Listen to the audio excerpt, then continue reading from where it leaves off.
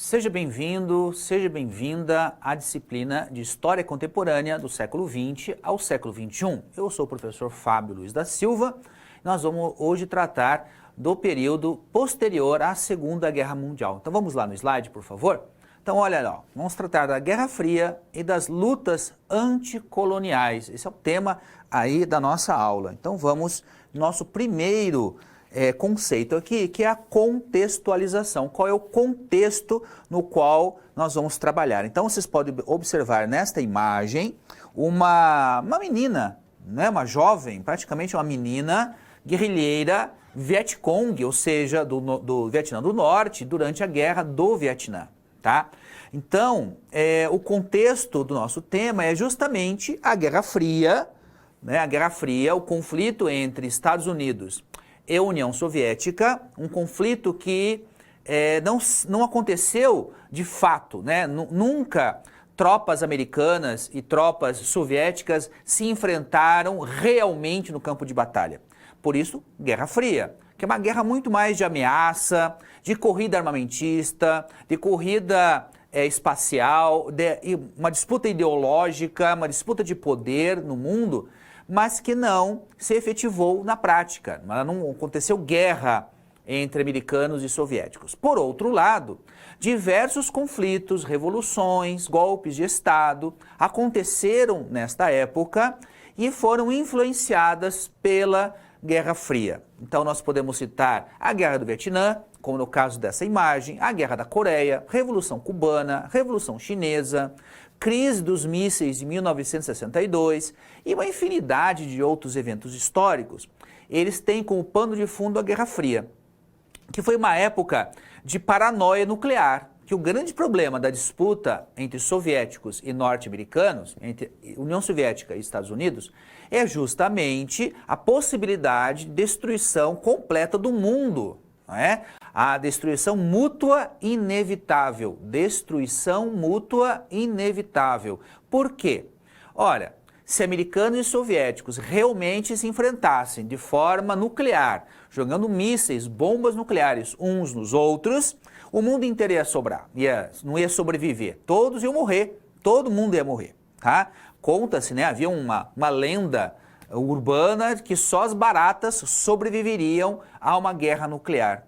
Então, o fato da guerra não ter acontecido, né, entre americanos e soviéticos não elimina outros conflitos armados. Então, americanos e soviéticos acabaram influenciando de um lado do outro conflitos como a Guerra da Coreia, por exemplo. Por isso que tem a Coreia do Norte e a Coreia do Sul. Até hoje é um problema, né? A Coreia do Norte continua sendo um problema para os americanos, né? A Coreia do Sul capitalista e a Coreia do Norte comunista. O Vietnã, houve uma época que havia Vietnã do Norte e Vietnã do Sul.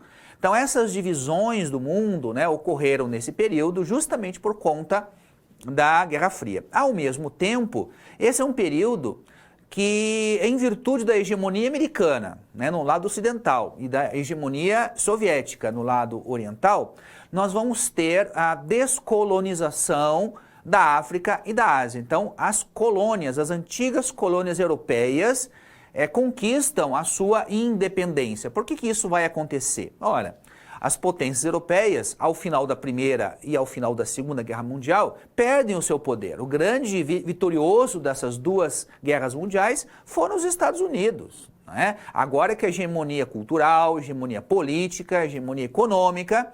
Então, nesse momento, esses países se libertam das suas metrópoles, né? Então, Argélia, da França, mais para frente depois, as últimas, né, serão lá as colônias portuguesas, Angola, Moçambique, né, ficarão lá para o final. Então, os países, esses países africanos e muitos países asiáticos recebem ou conquistam a sua independência a partir desse momento aí, tá? Então, esse é o contexto com o qual nós vamos trabalhar. A Guerra Fria é o grande pano de fundo, tá?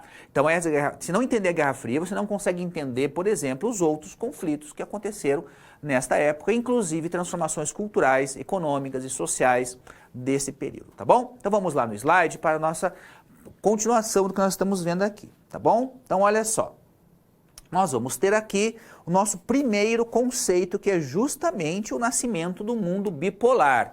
Nascimento do mundo bipolar. O que é esse mundo bipolar, né? bipolar, são os dois polos, né? Dois lugares opostos, né? O polo norte e o polo sul. O polo positivo e negativo, então são lados opostos. No mundo bipolar, porque havia dois lados. O lado capitalista, liderado pelos Estados Unidos, e o lado comunista, liderado pela União Soviética. Americanos e soviéticos haviam sido aliados durante a Segunda Guerra Mundial. Mas acabada a guerra, essa aliança se desfaz e eles passam então a ser inimigos mortais, né? E não é só uma disputa de hegemonia política, mas principalmente dois modelos de sociedade completamente diferentes. Enquanto os americanos defendiam e defendem o capitalismo, a filosofia, a economia liberal, né, a União Soviética defendia o comunismo, a filosofia e a ideologia socialista. Então esses dois polos. O restante do mundo ou se encaixava de um lado ou do outro.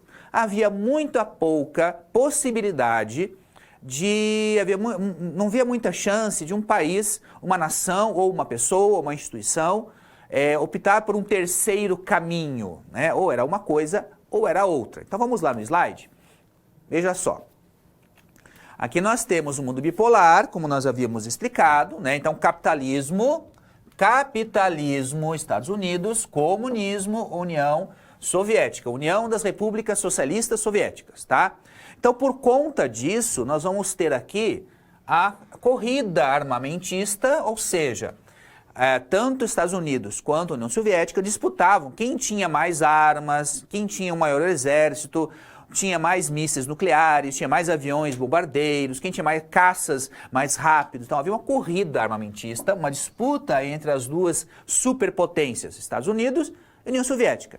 E havia também uma disputa espacial, né? Uma disputa espacial aqui. Por quê? Disputava o controle ou a conquista do espaço, né? Então, na corrida espacial, a União Soviética esteve quase todo o tempo na frente dos americanos. Então, o primeiro satélite artificial foram os soviéticos, o primeiro animal no espaço, os soviéticos, o primeiro cachorrinho no espaço, o primeiro homem a dar a volta na Terra no espaço, a primeira mulher, né, a primeira vez em que duas naves espaciais se juntam no espaço foram eles. Os americanos sempre estiveram aí atrás. Mas essa corrida espacial não era só para o domínio do espaço. Nós temos que lembrar que o foguete que leva o satélite, tá, é o mesmo foguete que pode lançar um míssil, né, da União Soviética em cima dos Estados Unidos ou dos americanos em cima dos soviéticos, tá? Então essa corrida espacial também tinha um caráter militar, né? Então não era só a conquista, não era só o status de ser uma nação com tecnologia espacial, mas também por conta da Guerra Fria, né? Do ponto de vista das alianças, nós vamos ter dois grupos aqui. A OTAN, tá? Organização do Tratado do Atlântico Norte. Vou repetir. Organização do Tratado do Atlântico Norte. Em inglês é NATO, né? Em português, OTAN, que representava aqui o mundo capitalista, né? Liderado aí pelos Estados Unidos, tá? E o Pacto de Varsóvia era a versão comunista. Então o Pacto de Varsóvia era liderado pela União Soviética. Então isso aqui é uma aliança, né, militar. A OTAN existe até hoje, o Pacto de Varsóvia não existe mais, mas a OTAN permanece existindo, né? Ultimamente, inclusive, o atual presidente americano fez críticas aí à OTAN, que disse desde aquela época. Então, os aliados americanos faziam parte aqui da OTAN e os aliados da União Soviética faziam parte do Pacto de Varsóvia. Lembrando que Varsóvia é uma cidade polonesa, né, que foi aí ocupada pelos soviéticos durante a guerra. Muito bem. Outro fato bastante importante foi a criação da ONU, tá? Organização das Nações Unidas. Organização das Nações Unidas. Uma tentativa de unir os países para que eles, então, pudessem resolver os seus problemas de forma pacífica, negociada, que não houvesse a necessidade de guerras mais. A ideia era essa. É claro que isso nem sempre vai funcionar, mas a ideia da ONU é essa e permanece existindo até hoje, né, a Organização das Nações Unidas e com muitos órgãos que são ali vinculados a ele, como a Unesco, né, a Organização Internacional do Trabalho e várias outras organizações internacionais que procuram, então, tratar os conflitos por meio da negociação, tá bom? Vamos lá no slide agora para ver algumas imagens dessa época aqui, tá? Então veja aqui, nós temos uma uma propaganda anticomunista, tá? Americana. Então, o comunismo, né, era visto pelos americanos e por todos os seus aliados como uma coisa ruim. Então, veja só, né, como seria a América, e a América aqui, ele está se referindo aos Estados Unidos, né? Como ela seria sob um governo comunista, tá? Como ela seria? Então, a bandeira americana pegando fogo, né? Aqui, esse é o amanhã, tomem cuidado, né? Porque havia toda uma paranoia a respeito da presença de espiões, né?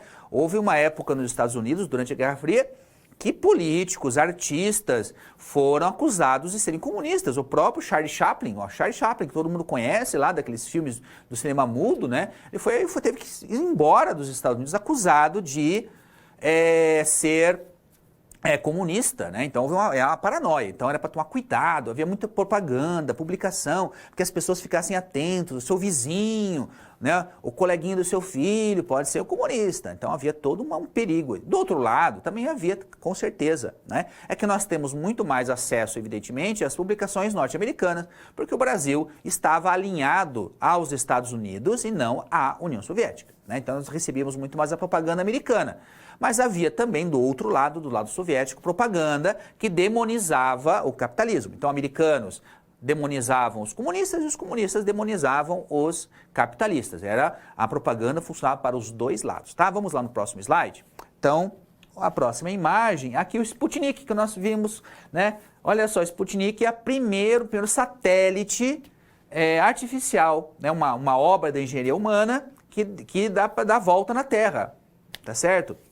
Hoje é tão comum os satélites, tem milhares deles aí, tem tudo quanto é tamanho possível e imaginável, né? Fazendo as comunicações, tirando foto aqui da Terra, né? Você vai lá no Google, por exemplo, naqueles mapas lá que você tem, são tirados de satélite, né? Tem vários desses satélites que giram em torno da Terra o tempo todo, permitindo a comunicação entre as pessoas, não é? Mas naquela época era uma novidade, a primeira vez que alguém tinha feito uma coisa dessa. E irritou profundamente, claro, os americanos, porque eles se sentiram atrás, né, na corrida espacial, na corrida tecnológica. Tudo bem? Vamos lá no próximo slide. Né? Então, nesse slide aqui, você vê um míssil, né, nuclear sendo lançado lá do Cape Kennedy, na Flórida, em 1964, né? E esse é um míssil que está sendo lançado de um submarino. Não, havia submarinos nucleares que faziam aí esse tipo de situação, tá certo? Então as armas nucleares eram o grande perigo que havia naquela época. Tudo bem? Vamos lá no próximo slide para o nosso próximo conceito. Então, nós vamos trabalhar agora com o conceito muito importante de independência e revoluções durante a Guerra Fria. Então, a Guerra Fria é um período de contrastes, de conflitos, como todo o período da história, mas em especial aqui em razão da Guerra Fria. Nós vamos tratar então de algum desses fatos que tiveram como pano de fundo a Guerra Fria, tá? Então vamos lá no slide para que nós possamos acompanhar aqui as tendências. Então nós temos aí, olha só, 4 questões importantes da Guerra Fria, tá? A Guerra da Coreia, então é a primeira grande guerra, o primeiro conflito armado de importância logo após a Segunda Guerra Mundial, né? Então acabou a Segunda Guerra Mundial, a Coreia está antes do final da guerra, a Coreia, a Península da Coreia, né, que é mais ou menos desse formato assim, ela estava dominada pelo Japão. Tá? Então, quando o Japão perdeu, se rendeu, aquelas bombas nucleares foram jogadas em Hiroshima e Nagasaki, a Coreia, então, americanos e soviéticos combinaram a divisão da Coreia em duas. Então, nós temos a Coreia do Norte, com um governo comunista, e na Coreia do Sul, um governo capitalista. Tá? Essa divisão aqui entre as duas Coreias é no paralelo 38, né? Lembrando que paralelo é uma linha imaginária que fica paralela ao Equador, que também é uma linha imaginária, né? Você está lendo da aula de geografia, né? Os paralelos são assim, né? E os meridianos são assim, tá certo? Nesse caso aqui, o paralelo 38 divide as duas Coreias desde o início da guerra. Essa é uma guerra típica, né? Porque o que aconteceu? A Coreia do Norte invade a Coreia do Sul. Aí os americanos, então, enviam tropas para a Coreia do Sul para ajudar os sul-coreanos. Então os americanos empurram os norte-coreanos de volta para a Coreia do Norte, e a guerra, que de fato ainda não acabou, porque houve um cessar-fogo, né? Ela termina, né, ou é suspensa com a divisão da Península da Coreia em duas, como é até os dias atuais, tá? Então, o primeiro grande conflito armado aí. Depois nós tivemos a Guerra do Vietnã, que durou muito tempo, anos, né? Mais de 10 anos de Guerra do Vietnã, que é a mesma coisa. Você tinha dois Vietnãs, o Vietnã é um país comprido assim, né? Então, tinham dois Vietnãs, o norte comunista e do sul capitalista, tá certo? Aconteceu a mesma coisa. Nesse caso aqui, também os norte-americanos vão enviar tropas para o Vietnã. Só que no caso do Vietnã não foi fácil, né? Depois de anos de guerra e de muita crítica do próprio povo americano, muitos americanos não aprovavam essa guerra, havia muita crítica à guerra do Vietnã. Depois de muito tempo, os americanos retiraram as suas tropas daqui, e isso é visto por muita gente como uma derrota americana, né? Os americanos saíram, né? Foram derrotados, porque é claro que os americanos, ao longo do tempo, poderiam ter ganho a guerra, poderiam ter jogado bomba atômica aqui, destruído totalmente a Coreia do Norte. Por que os americanos não jogaram a bomba atômica lá nos vietnamitas? Porque agora nós estamos vivendo a Guerra Fria. Jogar uma bomba atômica na Coreia do Norte, apoiada pelos soviéticos, era começar a Terceira Guerra Mundial. E isso ninguém queria, tá certo? Tivemos também a Revolução Chinesa, tá? Então, o momento em que a China torna-se comunista, tá? A China comunista, como é até hoje, o Partido Comunista ainda governa a China, em que pese a sua economia estar muito mais próxima de uma economia capitalista do que uma economia comunista, em todo caso, é o Partido Comunista que governa lá ainda. Então nós tivemos a Revolução Chinesa. A China torna-se uma potência comunista e, claro, vai se aliar à União Soviética, mas vai ser uma aliança muito complicada, né?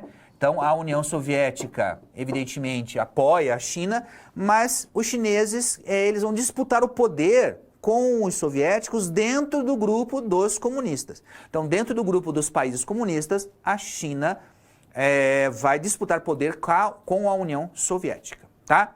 E, por fim, aqui nós temos a Revolução Cubana. A Revolução Cubana, 1959, né? A Revolução Chinesa em 49, a Revolução Cubana em 59, tá? Então, é quando Cuba torna-se um país comunista. E Cuba, ser um país comunista, é muito interessante, né?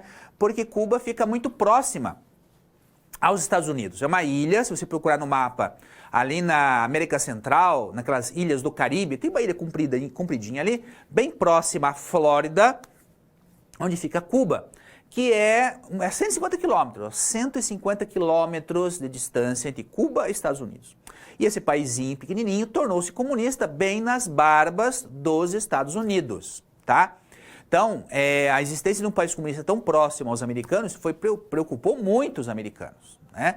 E até hoje há um conflito, uma encrenca entre eles por conta de Cuba ser um país socialista, comunista e assim por diante, tá certo? Então, temos que todos esses são eventos que podem ser ou devem ser explicados pela Guerra Fria, né?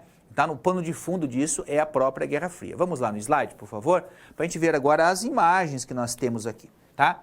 Essa é uma imagem dos soldados americanos na Coreia, 1950. A Guerra da Coreia foi de 50 a 53, tá? 50 a 53. Então, os soldados americanos lá na Coreia.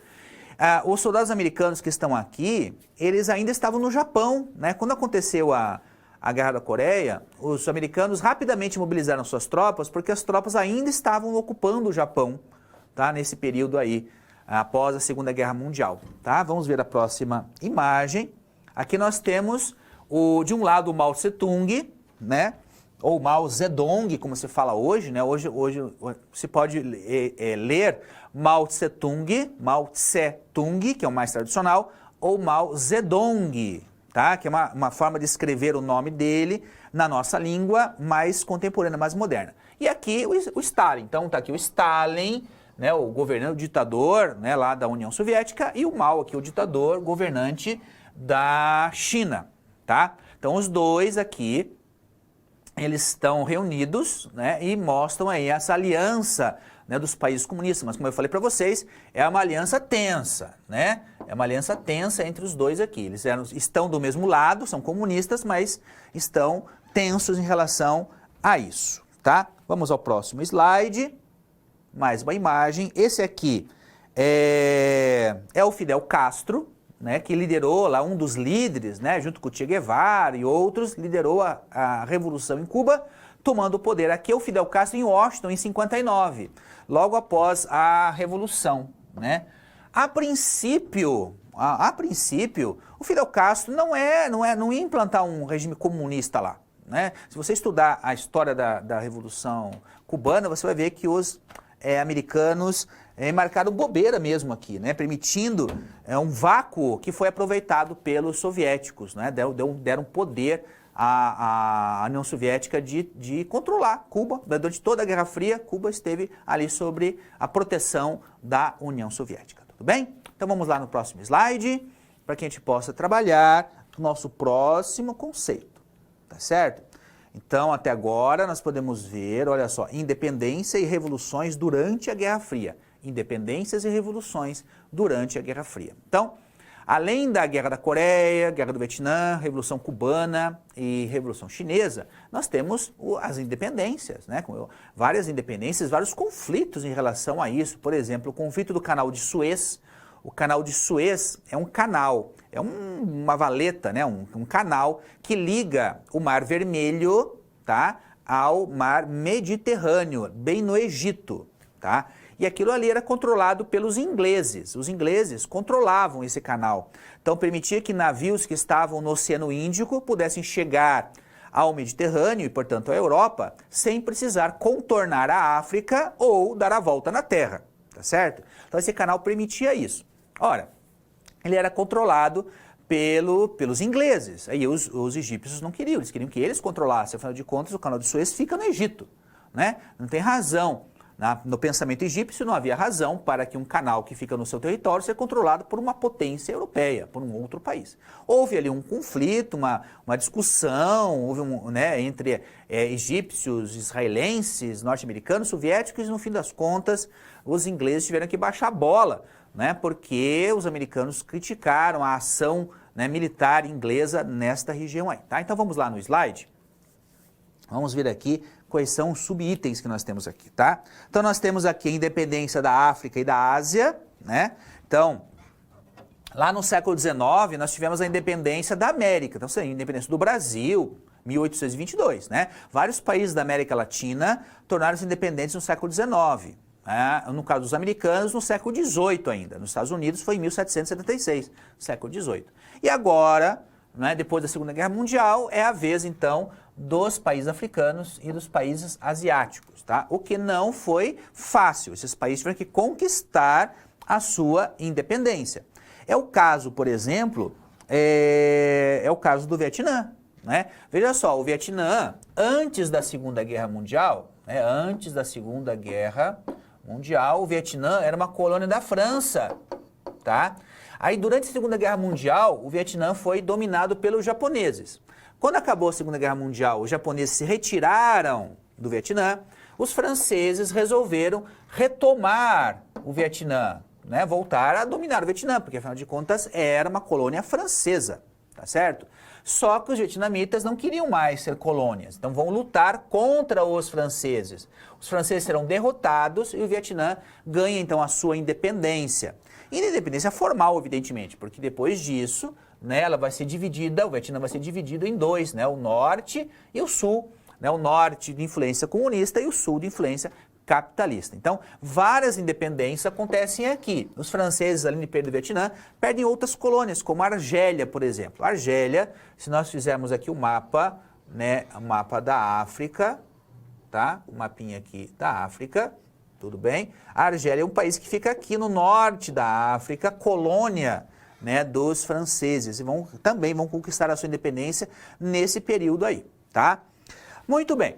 Durante a Guerra Fria, era um mundo bipolar, tá? Mundo bipolar, tinha dois polos, ou você era aliado dos americanos, ou você era aliado dos soviéticos, não tinha opção. Mas alguns países resolveram se reunir aqui na Conferência de Bandung, tá? Na Indonésia, Então, o que foi essa conferência aí? Conferência é uma reunião, tá? Então, representantes de vários países que não queriam nem estar alinhados com os americanos nem com os soviéticos, os não alinhados, né, na mesma linha.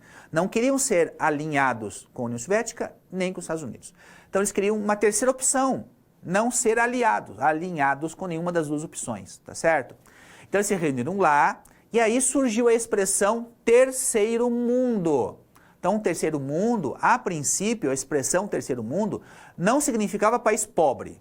Tá? Porque hoje, quando você fala assim, o Brasil é terceiro mundo, que tal país é terceiro mundo, né? Primeiro mundo, nossa, isso é coisa de primeiro mundo. Essa expressão hoje significa país mais desenvolvido, país menos desenvolvido. Tem primeiro e terceiro. E poucas pessoas fazem a pergunta, e o segundo, né? Tem país de primeiro mundo, país de terceiro mundo, e o país de segundo mundo seria o quê? Então, originalmente era assim, primeiro mundo eram os capitalistas, tá? Segundo mundo eram os socialistas e comunistas. E terceiro mundo eram aqueles que não queriam nem ser nenhum e nem o outro, eram os não alinhados. Tá? Então eles se reuniram lá na Indonésia e publicaram um documento no qual eles estavam tentando marcar a sua independência política e ideológica em relação ao mundo bipolar. Eles não queriam esse mundo bipolar, eles queriam uma terceira possibilidade, não ser alinhados.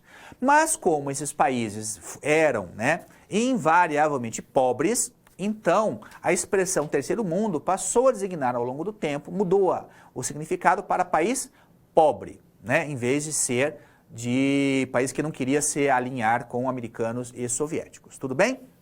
Então, a conferência ela marca aí o surgimento de uma tentativa de uma outra visão, tá? Mas que não vai funcionar na prática, não vai funcionar muito bem não. Tá. Por fim, nós temos ali no nosso slide a Revolução Iraniana, a Revolução no Irã, tá certo? O Irã é um país lá da Ásia. Então, se nós pensarmos no mapa, né, o mapa da Ásia, nós temos ali Israel, a Jordânia, né, o Iraque e aí o Irã. O Irã é onde ficava a Pérsia, no mundo antigo era a Pérsia, é o Irã. O Irã ele era uma monarquia, tá certo? E vai acontecer uma revolução muçulmana, tá? Então, de uma monarquia que era apoiada pelos Estados Unidos, passou a ser um governo teocrático, né? Porque ele é governado pela religião muçulmana. O seu governante tem um vínculo muito forte com a religião muçulmana, tá? E por conta disso, o Irã, né, por conta dessa revolução lá naquela época da Guerra Fria, continua tendo conflitos com os Estados Unidos. Recentemente houve um conflito, quase uma guerra, né, quando os iranianos, o governo iraniano, derrubou um drone americano. Então, o Irã acusou os americanos de estar espionando seu território com um drone, derrubaram esse drone, quase que o Donald Trump lá autoriza o uso de força militar, ou seja, uma invasão, um bombardeio do Irã, o que levaria, claro, a uma guerra cujas consequências a gente não pode prever, né? Mas seria bastante grave se acontecesse, tá certo? Então vamos lá no slide novamente. Então vamos ver aqui algumas imagens, aqui uma escola no Congo belga, tá? Aí existem dois Congos na África, o Congo belga, como o nome diz, era o Congo que pertencia à Bélgica, tá? Em 1914, então aqui eles apresentando, né, uma sala de aula, vocês podem ver que tá lá em cima tem a África e tem lá a Bélgica, né? Então, como eles iam aprender aqui a serem bons coloniais, né? Essa outra aqui é o Gandhi, né? Que tem uma influência muito grande na independência da Índia. A Índia pertencia à Inglaterra e a Inglaterra perde então a Índia consegue a sua independência, tá? E por fim aqui uma foto dos líderes da Conferência de Bandung em 1955, tá? Então são aqui elementos dessas imagens que mostram essas coisas, ilustram a nossa fala. Tudo bem? Vamos aqui então para a nossa próxima atividade, que é a resolução. Opa, podemos ir lá no slide? Pode pôr no slide, por favor. Ali, Guerra Fria e a polaridade ideológica. Resolução da situação problema, tá? Então, nós vamos falar da Guerra Fria e a polaridade. Então, apresentando a SP. Situação, problema. Diz assim, ó. Nessa SP, vamos refletir sobre o contexto que a Guerra Fria criou para acontecimentos de sua época, ou seja, da época da Guerra Fria.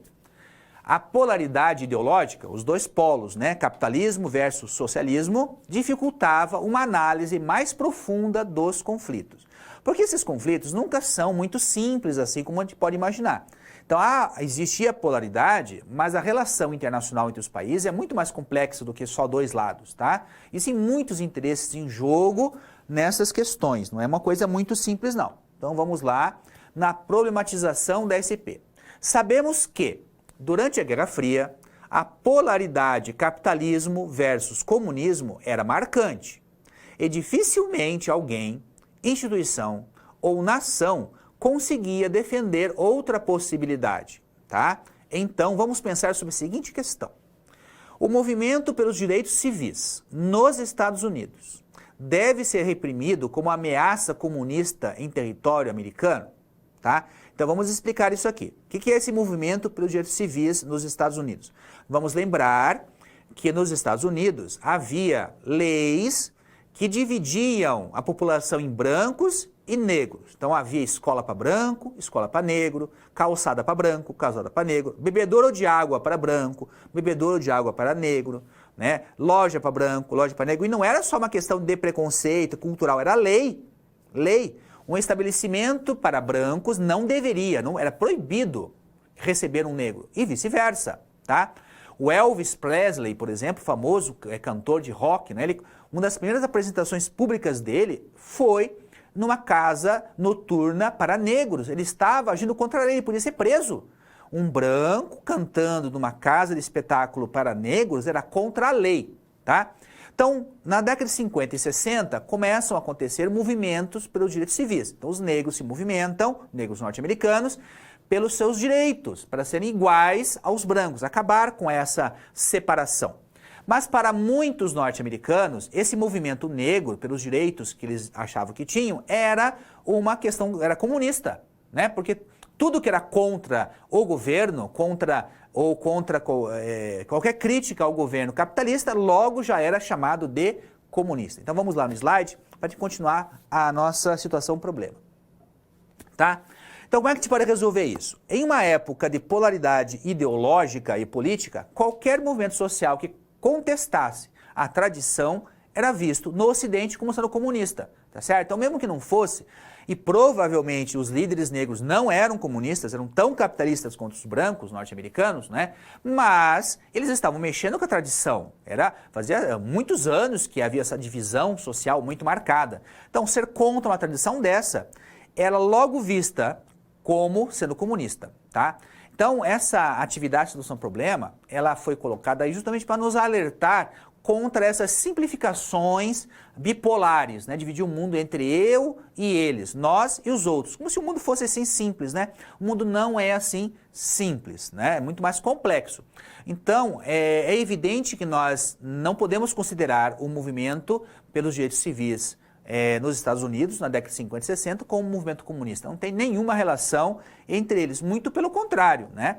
Porque uma das propagandas que o capitalismo faz, que o liberalismo faz, é a questão da democracia. Ah, todo mundo é livre, não é? Todo mundo é igual perante a lei. Mas como todo mundo é igual perante a lei, se eu tenho que ir para uma escola que só tem negro, né?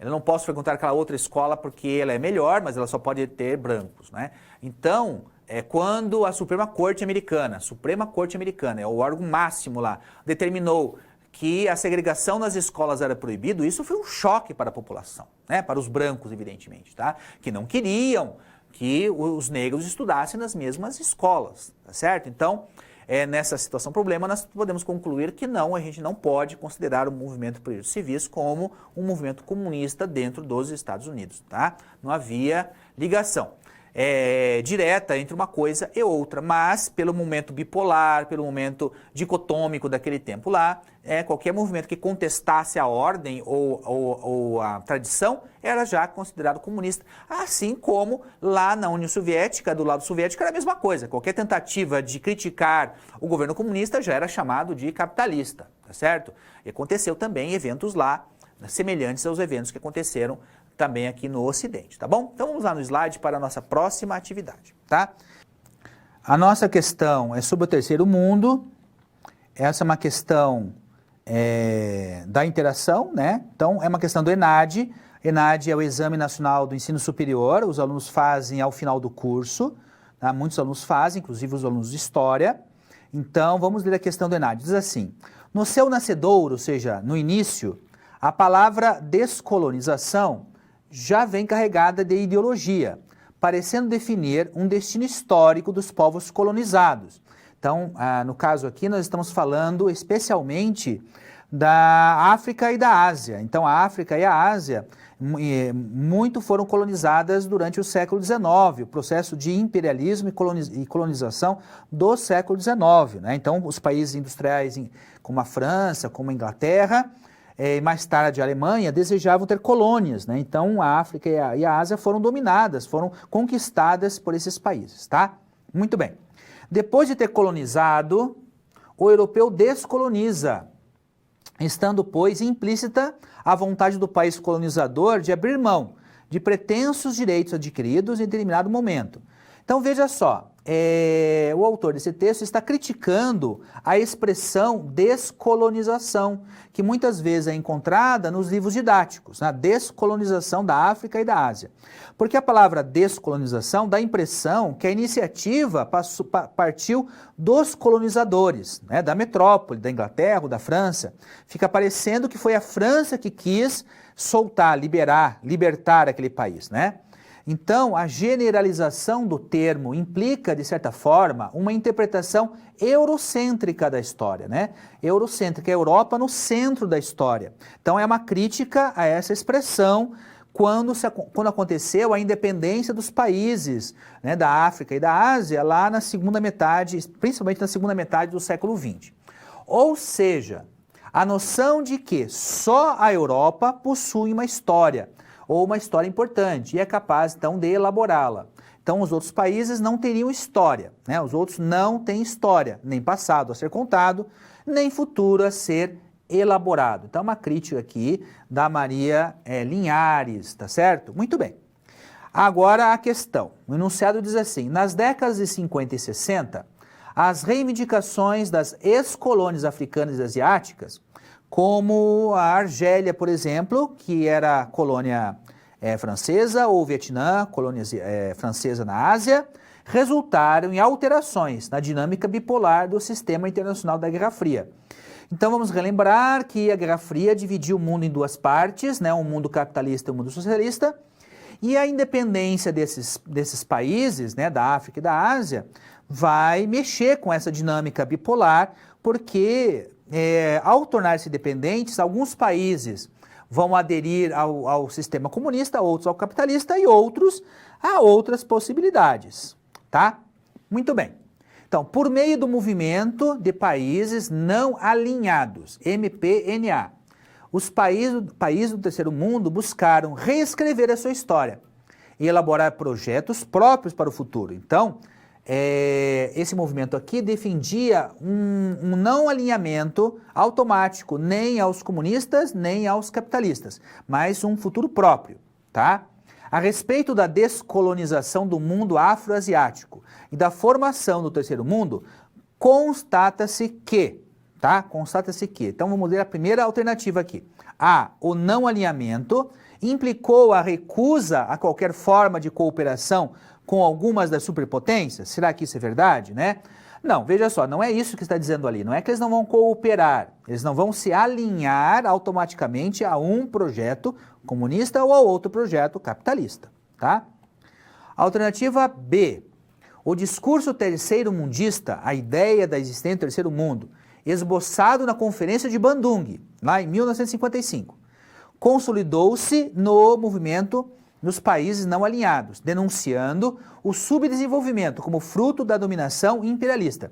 Então eles estão dizendo, olha, a nossa pobreza aqui, tá, deve-se justamente à briga de vocês aí, né? Se vocês se tornam imperialistas e agora nos dominam, tá? Então, evidentemente que esta aqui é a alternativa correta. O discurso terceiro-mundista denuncia que o imperialismo domina aqueles países e, portanto, o subdesenvolvimento seria consequência disso, tá certo? Então, a letra C, né, a letra D e a letra E evidentemente estão incorretas, e é isso que nós temos a respeito da atividade de interação. É o nosso próximo conceito que nós vamos estudar, que é pensadores, contracultura e projetos na segunda metade do século XX. Tá? Vamos falar agora sobre a segunda metade do século XX do ponto de vista da cultura, da contracultura, dos pensadores e assim por diante. Tá? Então vamos falar da Revolução Cultural. O que é essa Revolução Cultural aqui? Vamos só diferenciar esta Revolução Cultural aqui de outra Revolução Cultural. Houve uma chamada Revolução Cultural na China, tá? Na década de 60, não é essa revolução cultural aqui, é outra revolução cultural. O que nós estamos falando aqui é de uma revolução nos comportamentos das pessoas, tá? Então acontece, na década de 50 e 60, o chamado nascimento da juventude, tá? Até a Segunda Guerra Mundial, não havia o conceito de juventude, tá? Como um grupo em separado, com necessidades especiais. Esse nascimento se dá depois da guerra, tá? Não é à toa que a primeira revista destinada aos adolescentes surgiu em 1947, tá? Chamava Seventeen, né? 17, tá? Então o nascimento da juventude se dá aqui. Então aqui o jovem passa a ser considerado um elemento à parte, passa a ter moda para o jovem, música para o jovem, filme para o jovem, enfim, livros para o jovem, revistas para os jovens passam a ser vistos como um grupo em separado, o que não existia antes, tá? Tinha jovem, mas não tinha e não era considerado um grupo separado. Então, sei lá, em 1920, ou você era criança ou você era adulto. Então, uma pessoa de 17 anos, por exemplo, ela se vestiria como um adulto, ouviria música dos adultos, leria livros ou assistiria filmes dos adultos, né?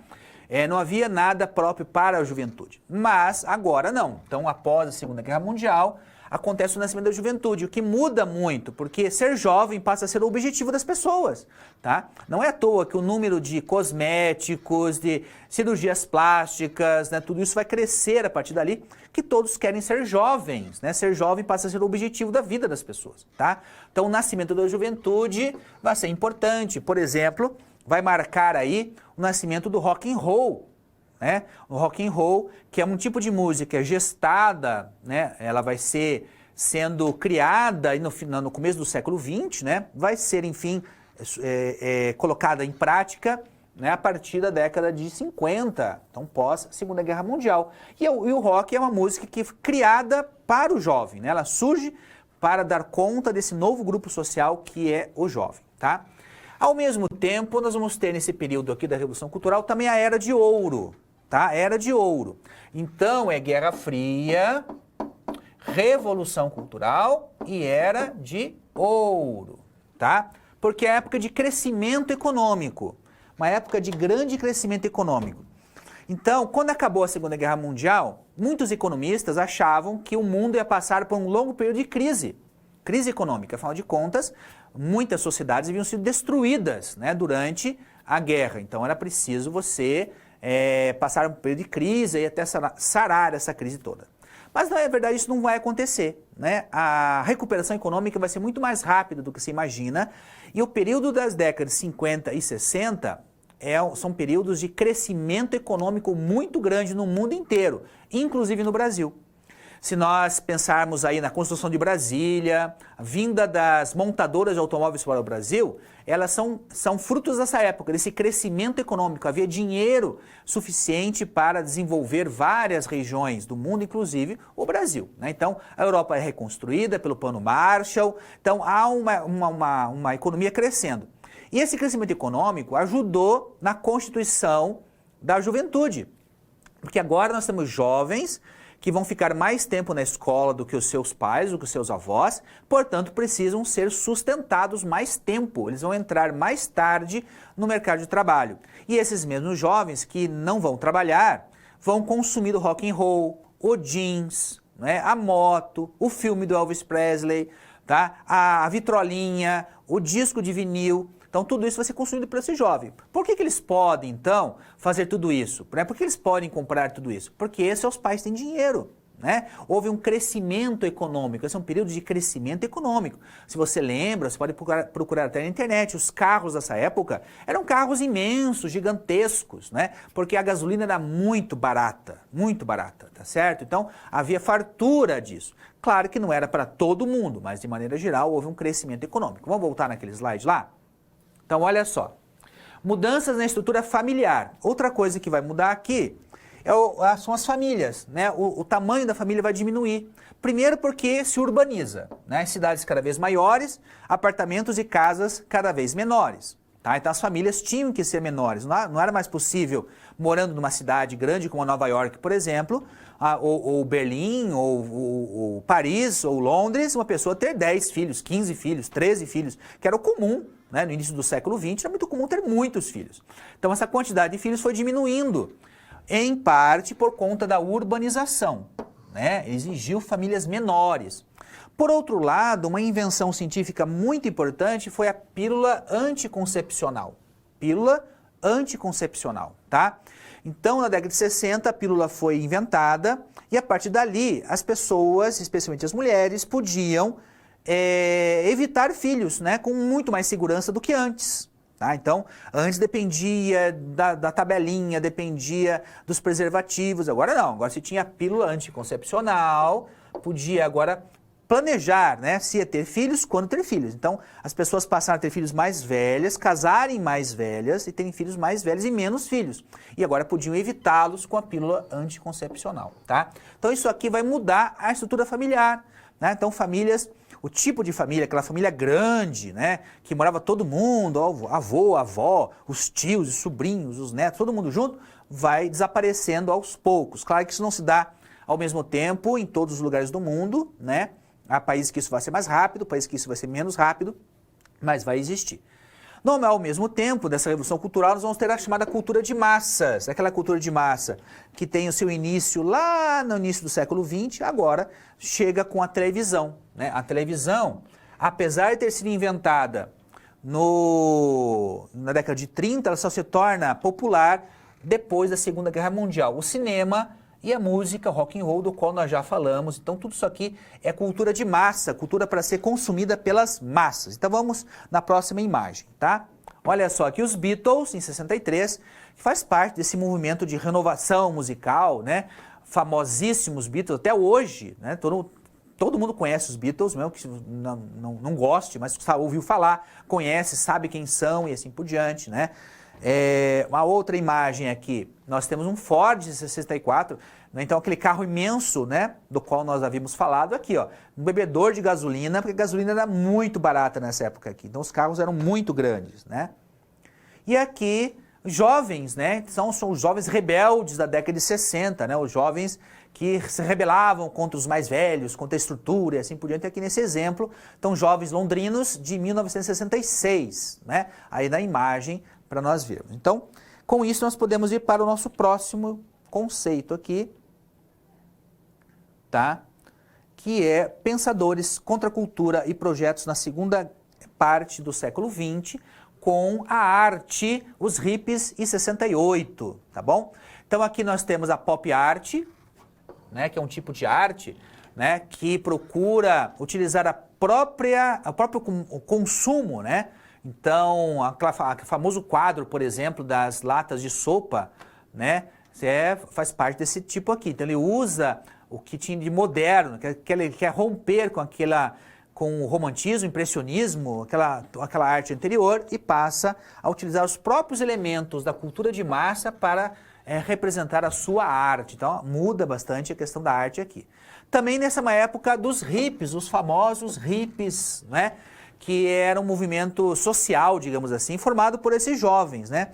Veja só, por que esses jovens, os hippies, podiam ser hippies, né? Podiam viver lá de boa, né? Sempre você tem uma visão assim de que eles não trabalhavam, ficavam lá só conversando, né? Usando droga, parecia... Por que isso? Porque havia crescimento econômico, né? Se todos esses jovens tivessem que trabalhar na roça, né? Eles não haveriam movimento hippie.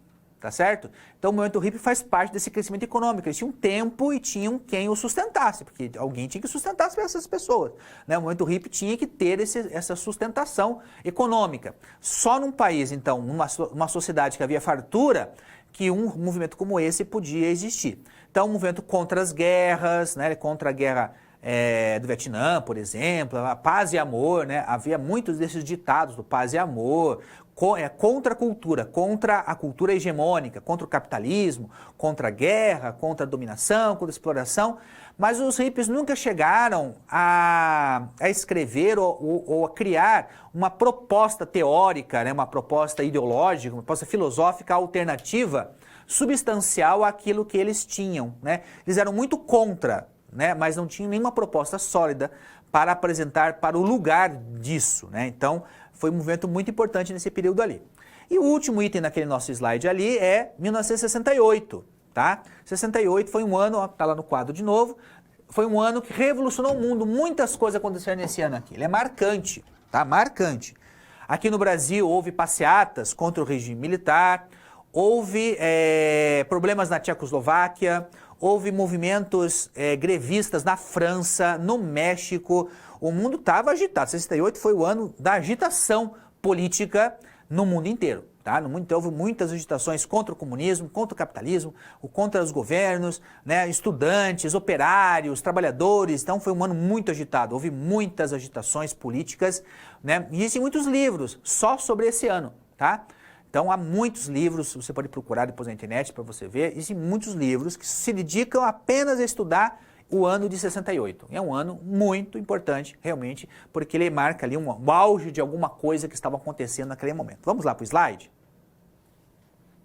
Então olha só, uma foto aqui, né, do Jimmy Carter, tá, com o Andy Warhol.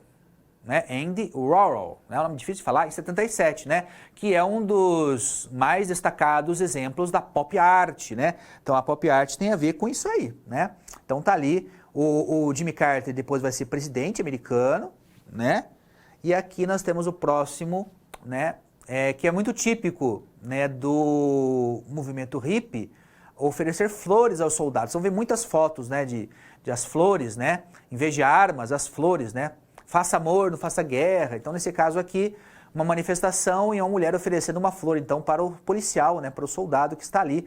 Então, fotografia dos Estados Unidos de 67. E nessa foto aqui nós temos a França em maio de 68. Na França foi uma balbúrdia, né? Houve muita agitação dos estudantes contra a reforma universitária, quebraram coisas, tiraram o calçamento das ruas, barricada, conflito com a polícia, com o exército, bomba de gás lacrimogêneo. Foi uma agitação feroz nesse período aqui na França, né? Mas não só na França, se você procurar 68, você vai encontrar um monte de situações semelhantes também em outros países, como a Tchecoslováquia, por exemplo, que tentou lá, em certo momento, sair, né, da dominação da União Soviética, tá bom? Então, nós podemos ir para o nosso próximo conjunto aqui de conceitos, tá? Falando ainda sobre a cultura e a contracultura, projetos da segunda metade do século XX, tá? Então, nós vamos falar agora da crise do petróleo, do neoliberalismo, que critica o keynesianismo, e a chamada década perdida, tá? Então vamos ver aqui o petróleo, crise do petróleo, começou em 1973, depois vamos falar um pouquinho do neoliberalismo e da década perdida, que é a década de 1980, tá certo? Então, nós podemos começar falando justamente da crise do petróleo, tá? Então, até 73, o petróleo era muito barato, mas muito barato. Por isso, aqueles carros eram muito grandes até ali, tá? Em 73, alguns eventos ocorreram que mudou isso. Os países produtores de petróleo aumentaram o preço do petróleo muito, mas repentinamente muito, tornando o petróleo muito caro. E o petróleo, ele era e é um produto importante não só para o combustível, mas tintas, fertilizantes, remédios, tecidos, plástico. O petróleo serve para um monte de coisa, até para vela, até para chiclete. O petróleo serve, tá? Então, quando aumentou o preço do petróleo, os países entraram em crise. Não tinha dinheiro para comprar petróleo, tá? Ao mesmo tempo, o governo americano desvalorizou o dólar. Então, o dólar passou a valer menos. Então, as pessoas, os países, iam comprar petróleo, o petróleo estava mais caro e o dólar mais barato. Isso fazia com que a dificuldade dos países fosse muito grande. Então, a década de 70 e 80 são décadas de crise econômica, tá? Então, nós tivemos da Segunda Guerra Mundial, terminou, 45. Aí um período de crescimento econômico, até 73.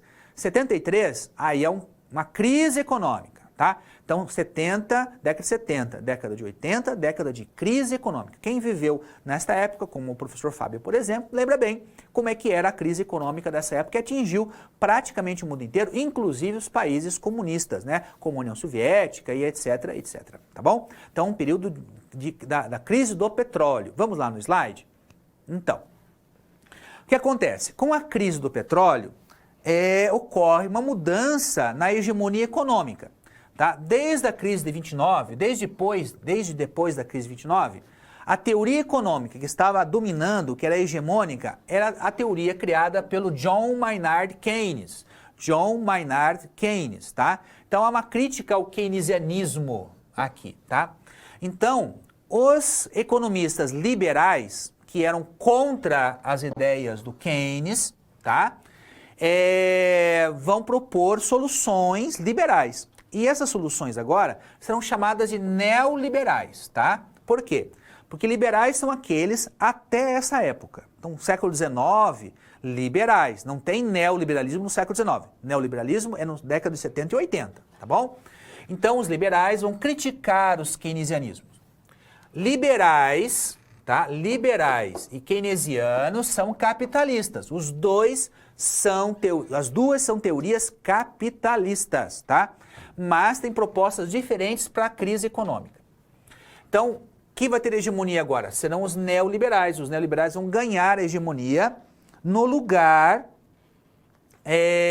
dos keynesianos, tá? Qual que é a diferença dos dois, professor? Vamos explicar aqui a diferença dos neoliberais e dos keynesianos, tá? É claro que existem muitas diferenças teóricas, mas para a gente entender mais simplificadamente é assim, ó.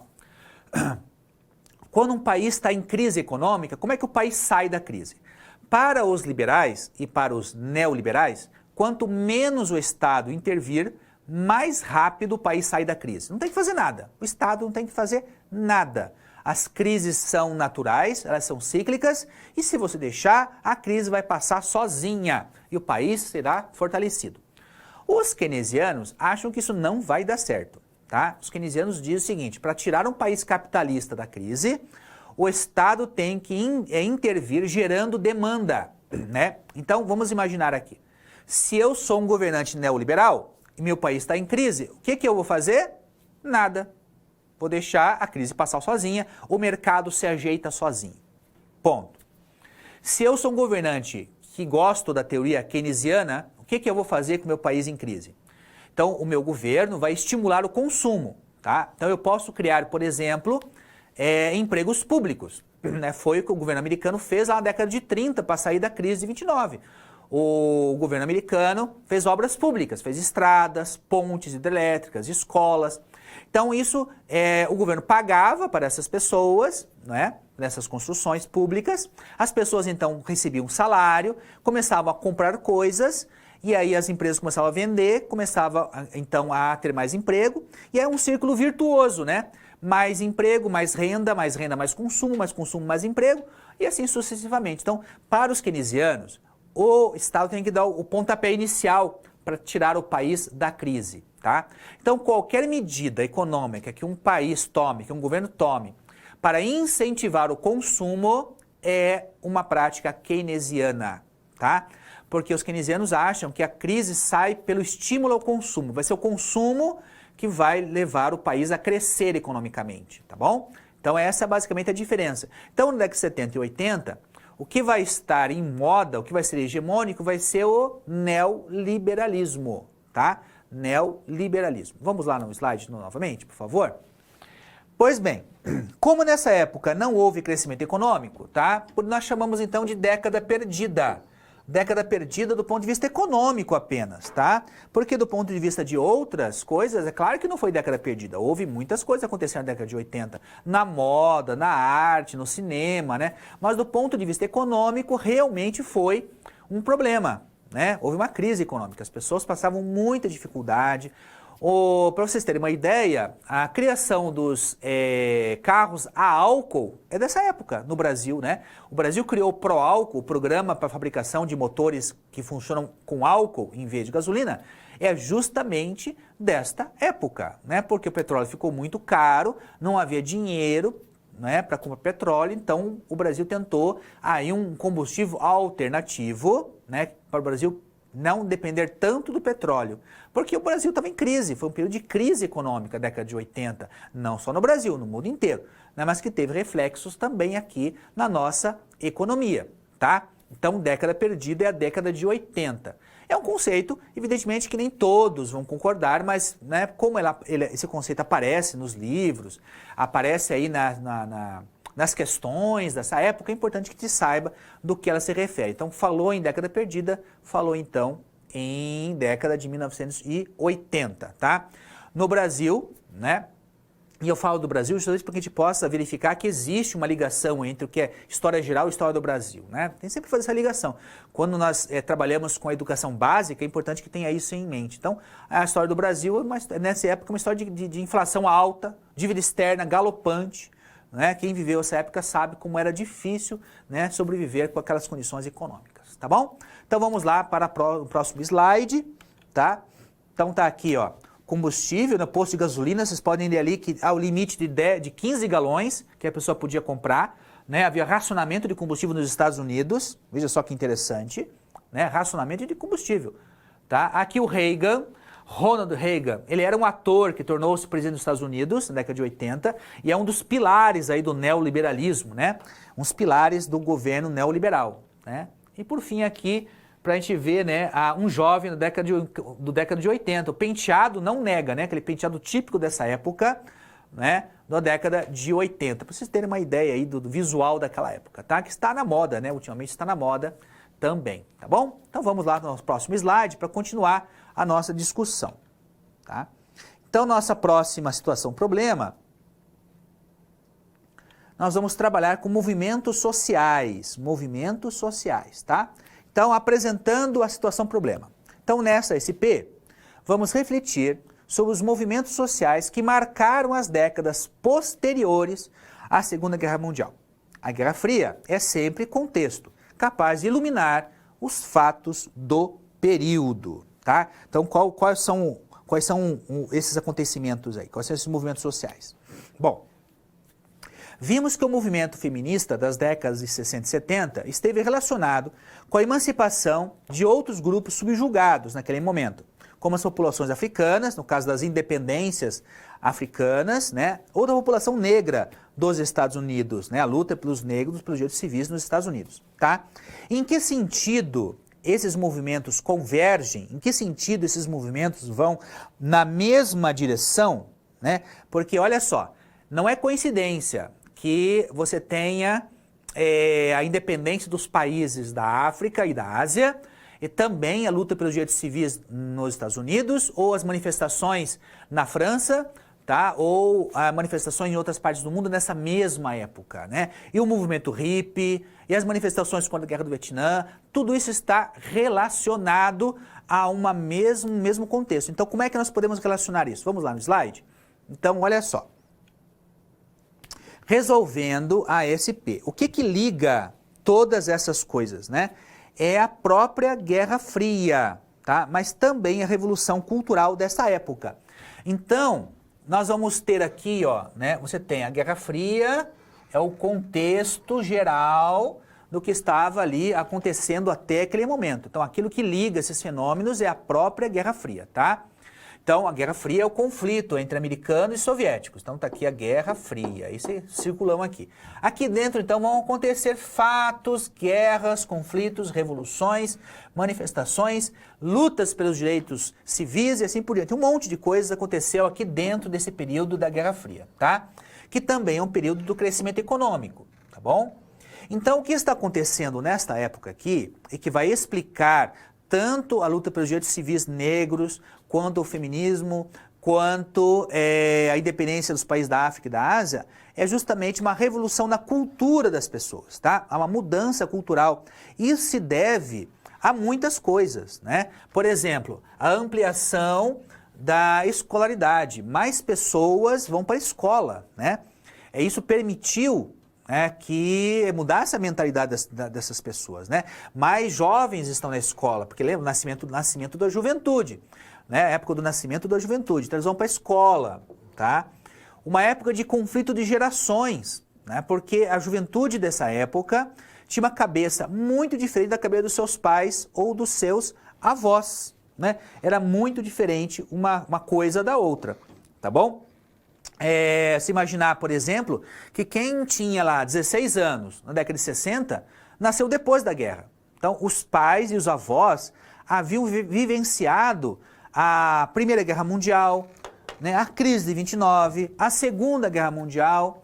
Então, estavam acostumados a poupar, a ter dificuldade, a usar uma roupa durante muito tempo, o mesmo sapato há muito tempo, né? E esses jovens, da década de 60 e 70, não entendiam isso, né? Eles não conseguiam compreender os seus pais. A discrepância geracional foi imensa, né? O conflito de gerações foi imenso. Eu acho que talvez, é muito difícil dizer de forma absoluta qualquer coisa em história, mas provavelmente o maior desnível entre as gerações tem ocorrido justamente nessa época.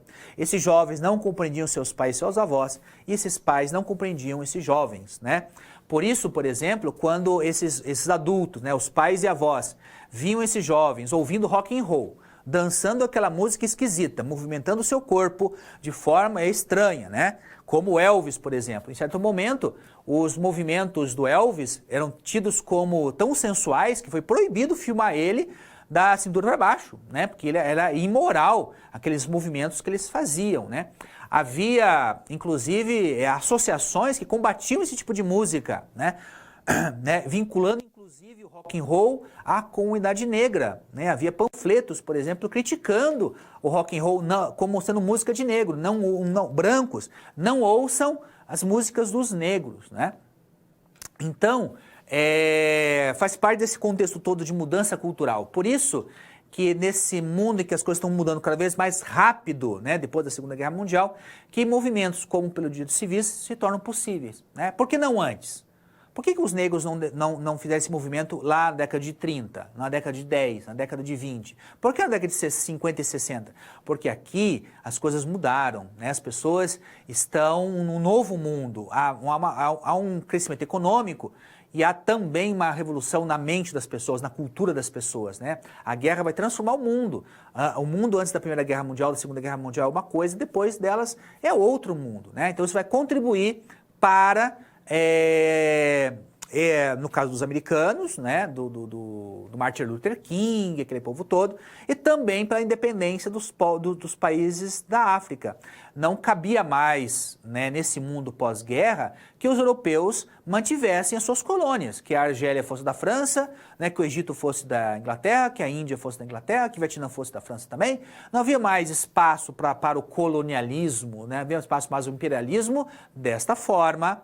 Há outras formas de imperialismo que vão continuar existindo. Mas dessa forma política, de ocupação, né, do território, não faz mais sentido nesse mundo que está mudando tanto quanto estava mudando naquela época lá. Tá bom? Então vamos lá no slide. Então, nós podemos, depois dessa SP aqui, ir para o nosso momento de interação. Tá? Então, depois da Guerra Fria, tá? Então, a nossa discussão da interação é o seguinte: o que acontece depois da guerra? A guerra acabou em algum momento. Normalmente, colocamos o fim da Guerra Fria em 89 ou 91, tá? Aí depende muito se você considera o fim do Muro de Berlim ou o fim da União Soviética. No entanto, ainda sentimos os efeitos daquele conflito. Ainda sentimos os efeitos da Guerra Fria. Então, eu quero que você pense em alguns exemplos de conflitos de hoje, né, ou problemas de hoje, ou características de hoje que se referem ou se remetem ao período da Guerra Fria. Então eu vou dar um minutinho para você pensar, daqui a pouquinho a gente volta para comentar.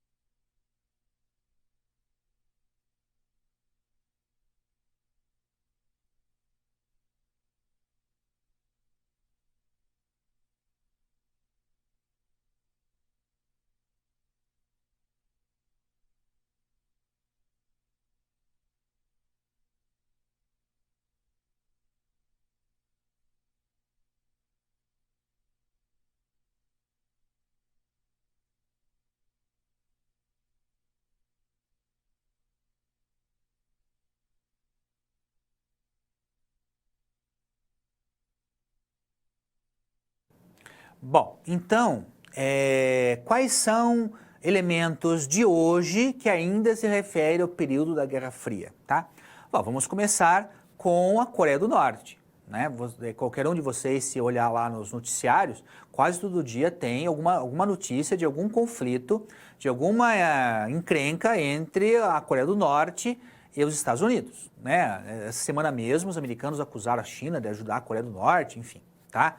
Então sempre tem um conflito ali e isso faz parte, né, da herança, né? A existência de uma Coreia do Norte faz parte da herança da Guerra Fria, né? A mesma coisa, a própria existência da China, né? A China é o país que está enfrentando os Estados Unidos, a hegemonia americana, né? Enquanto a economia americana ela está em declínio, né? A economia chinesa está em crescimento, e é por isso que o atual presidente americano se debate tanto, né? Ele sabe disso, né? Também faz parte desse contexto, né? A China, apesar de uma economia que caminha cada vez mais para ficar parecida com a economia capitalista, ainda possui um governo comunista que chegou ao poder lá em 49 durante a Guerra Fria, tá? Então, são efeitos. A questão, por exemplo, de Cuba, né? Cuba ainda é governada pelos herdeiros do Fidel Castro, né? Que governou Cuba durante muitos anos, desde lá de 59 até recentemente Fidel Castro ainda governava, né? Ele faleceu bem recentemente, em termos históricos, bem recentemente, então também é um exemplo disso, né? desse problema da Guerra Fria. Uma outra questão, por exemplo, são as armas nucleares, né? A Guerra Fria se caracterizou muito pela existência das armas nucleares, tá? O medo de uma destruição mútua inevitável gerava uma paranoia. Todas as pessoas que viveram durante essa época tinham medo de qualquer errinho, qualquer coisa que acontecesse, uma guerra nuclear pudesse surgir. Há muitos filmes sobre isso, né? Filmes do 007, por exemplo, né? Tem muito a ver com a Guerra Fria. E há um filme chamado Jogos de Guerra. Então, se você tiver curiosidade para ver um filme sobre a paranoia que era, o medo que as pessoas tinham de uma guerra nuclear, assista Jogos de Guerra. É um filme da década de 80. Nesse filme, um rapaz, pelo seu computador, ele consegue acessar o computador central da defesa norte-americana, né? Por uma sorte, né, digamos assim, né, ele consegue, sem querer, ele entra no computador da defesa americana. Mas ele acha que ele está acessando um jogo de videogame. Então ele começa o jogo, a guerra termonuclear. Ele acha que é um jogo. Na verdade, ele está começando a guerra nuclear. Então, ele se faz como soviético. Então, ele clica lá para que a União Soviética lance mísseis nucleares sobre o território americano. Ele acha que está só jogando, que aquilo ali é só um joguinho. Mas, na verdade, o computador entende que realmente a União Soviética estaria lançando mísseis. Então se prepara para lançar mísseis nucleares sobre a União Soviética. Então os americanos, acreditando que o ataque soviético é real, preparam-se para atacá-lo, atacar a União Soviética, tá? E claro que o filme quase entra em guerra, o menino consegue salvar os Estados Unidos, né? Assistam um filme bem bonitinho, tá? Mas houve momentos em que esse conflito realmente foi praticamente à beira do precipício, né? Do apocalipse, tá? Talvez o momento em que o conflito da Guerra Fria tem estado no seu ponto limite foi em 1962, na crise dos mísseis em Cuba. Os soviéticos conseguiram instalar mísseis nucleares secretamente, né, em Cuba. Os americanos, quando descobriram que havia mísseis nucleares em Cuba, já estavam lá os mísseis nucleares, tá? E Cuba fica a 150 quilômetros dos Estados Unidos.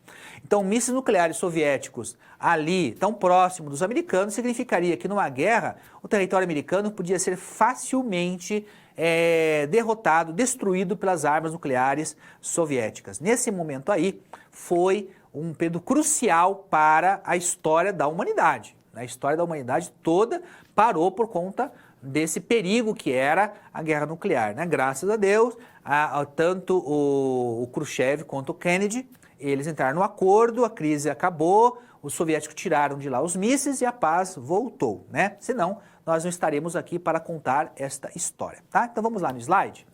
Então veja só. Vamos recapitular agora o que nós estamos falando até hoje, na Guerra Fria e seus conflitos, né? Então, para terminar, vamos recapitular o que nós falamos aqui. Então, o período pós-guerra tem como pano de fundo, como contexto, a Guerra Fria, tá? É uma disputa ideológica, econômica, de projeto de sociedade, de armas, né? Enfim, é uma competição entre dois sistemas.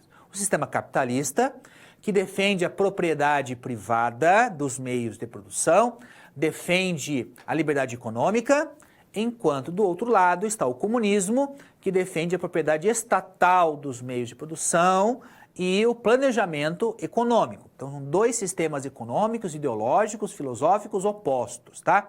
Porque você não pode ser as duas coisas ao mesmo tempo. Não dá para ser comunista e capitalista ao mesmo tempo. Apesar da tentativa chinesa de tentar negociar essas duas coisas, tá? Mas naquele momento bipolar, ou você era uma coisa ou você era outra, tá? Então os países do mundo, eles se alinhavam. O Brasil, por exemplo, era aliado dos Estados Unidos, tá? A China era aliada dos soviéticos, a partir de 49. Cuba, dos soviéticos, a partir de 59. Então os países tinham uma relação. Se tinha lá, né, no central se tinha os americanos, desse lado tinha os soviéticos, e o mundo era dividido dos dois, tá? Então os acontecimentos desse período, interno dos países, né, ou as guerras, ou as revoluções, tiveram como influência a Guerra Fria. Então a Guerra do Vietnã, Guerra da Coreia, que foi antes da Guerra do Vietnã, Revolução Cubana, Revolução Chinesa, golpes de Estado em vários lugares do mundo, revoluções, protestos, por exemplo, protestos americanos contra a Guerra do Vietnã, protestos na França, protestos na Tchecoslováquia, houve um monte de questões ali, né? Inclusive a crise dos mísseis de 62. Então vários acontecimentos só podem ser explicados dessa forma. Ao mesmo tempo que acontecia, do ponto de vista internacional e mundial, a Guerra Fria, havia também a Revolução Cultural. Então, mudanças nos comportamentos, nas formas de ver o mundo, nas formas de entender as coisas. Então, nós temos o nascimento da juventude, nós temos o surgimento do movimento hippie, o surgimento de um novo tipo de música, o rock and roll, né? O rock and roll é uma música que nasce da música negra americana, né? Então, se você olhar os primeiros cantores de rock and roll, eles são negros, né? Eles não são brancos. Então, é com o Elvis que a música passa a ser branca, passa a atingir o público branco, né? As gravadoras precisavam de um cantor branco porque os negros não iam consumir música branca, nem os brancos iam consumir música negra, né? E aí passa também para os brancos consumirem rock and roll. Então, uma mudança nesse cenário. Há uma mudança, no caso dos Estados Unidos, dos direitos civis, né? Caem, né, sucessivamente as leis que discriminavam as chamadas Jim Crow, as leis Jim Crow, né, as leis segregacionistas, as leis que diziam que a sociedade americana era separada, né? Eles diziam assim, iguais, mas separados, ou seja, brancos de um lado, negros do outro, né? Mas a partir dali isso vai mudar. Houve muitos casos, por exemplo, na cidade de Little Rock, né, Pedrinha. Nessa cidade, houve conflitos armados. A população e a própria polícia da cidade não queria que os negros estudassem na escola dos brancos. Foi preciso o governo americano mandar a Guarda Nacional, tropas federais, para fazer cumprir a lei, né? Lá naquela cidade. Então, houve muito dessas questões nos Estados Unidos, né? Então, por fim, essas leis caem, a segregação racial legal, né, oficial, ela desaparece nos Estados Unidos, ela continua existindo do ponto de vista do costume, ainda hoje continua muito disso, mas legalmente não existe mais, isso vai começar ali, né? Vimos também um crescimento econômico nesse período, década de 50 e 60, seguido de um período de crise econômica, né? Na década de 70, finalzinho da década de 70 e a década de 80 de crescimento, de crise econômica, ao ponto de nós chamarmos a década de 80 de a década perdida, tá? Então, nós estudamos aqui alguns elementos desse período pós-guerra que são importantíssimos para explicar, inclusive, a nossa própria realidade mais imediata. Eu espero que você tenha apreciado e até uma próxima oportunidade.